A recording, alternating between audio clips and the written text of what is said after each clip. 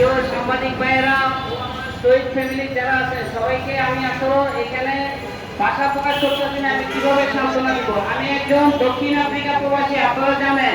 এর আগেও আমি বহুত মিডিয়াতে বহুত সাক্ষাৎকার দিচ্ছি। আজকে 6 মাস হয়ে গেছে। আমার ছেলে গত 20 জুলাই শহীদ হয়েছে। আমার ছেলের বউ 29 জুলাই আমার ছেলের জন্য সুইসাইড করছে।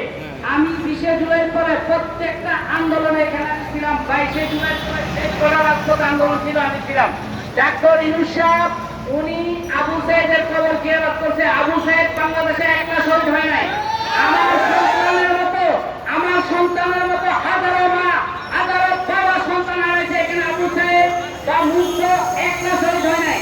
আমি তারা শহীদ হয়েছে, তারা যেমন শহীদ হয়েছে আমার ছেলেও শহীদ হয়েছে। আমি একজন দক্ষিণ আফ্রিকা প্রবাসী, আজকে আমার বিদেশে দাঁড়িয়ে গেছি, আমি থাকতে পারি নাই।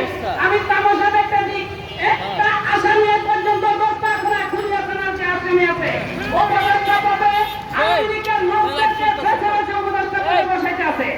আমরা এই দেশ স্বাধীন করছি, আমেরিকার কোন দালাল বাংলার মধ্যে থাকতে পারবে না। আমেরিক বন্দী কোন পুলিশ প্রশাসনের কোন দালাল থাকতে পারবে না। এই মন্ত্রণালয়ে, এই সচিবালয়ে কোন দালাল প্রেসিডেন্ট আমেরিকার দালাল থাকতে পারবে না। আমি অতি দুঃখের সাথে জানাচ্ছি, আজকে 6 মাসের পরে কয়জন আসামি আমার এই ভাই, আমি দক্ষিণ আফ্রিকা থেকে দেখছি, আমার এক ভাই বলেছিল কয়জন আসামি অ্যারেস্ট করছে। একজন আসামি যদি অ্যারেস্ট হতো 2000 আসামি অ্যারেস্ট হতো। আপনারা কি নাটক করতেছেন? আমরা কি আমার নাম্বার আসতে আমার ছেলের রক্ত দাগ এখনো শুকায় নাই, আপনারা তামাশা শুরু করে দিয়েছেন। আমাদের শহীদ ফ্যামিলির রক্ত উপরে পা দিয়া আপনারা এই পজিটিভ করছেন। আপনাদের কাছে ভাই আমরা এসি চাই না, এসিওয়া বাড়ি চাই নাই। আমরা আমাদের সন্তানের বিচার চাই। আমাদের যে ন্যায্য পাওনা, এই পাওনা আমরা চাই। প্রত্যেকটা শহীদ ফ্যামিলিকে চাকরি দিতে হবে, প্রত্যেকটা শহীদ ফ্যামিলির কবর জিয়ারত করতে হবে।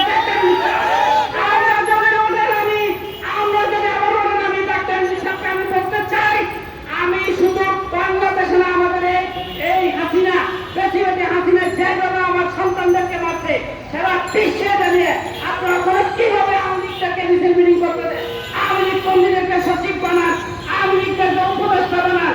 আপনার কাছে আমি বলতে চাই, আমার সন্তানের বিচার যদি আপনি ইংরেজি না করেন, আসামিদেরকে না জানান, আমরা আবার রাজপথে নামবো।